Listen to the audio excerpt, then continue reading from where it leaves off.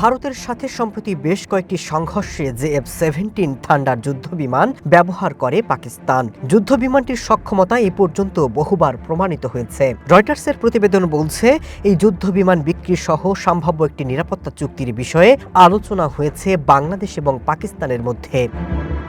পাকিস্তানের আন্তঃবাহিনী জনসংযোগ পরিদপ্তর ISPR-এর এক সংবাদ বিজ্ঞপ্তিতে বলা হয়, বাংলাদেশের বিমান বাহিনীর প্রধান হাসান মাহমুদ খান ইসলামাবাদে পাকিস্তান বিমান বাহিনীর প্রধান জহির আহমেদ বাবর সিধুর সাথে সাক্ষাৎ করেন। সাথে ছিল বাংলাদেশের উচ্চ পর্যায়ের প্রতিরক্ষা প্রতিনিধি দল।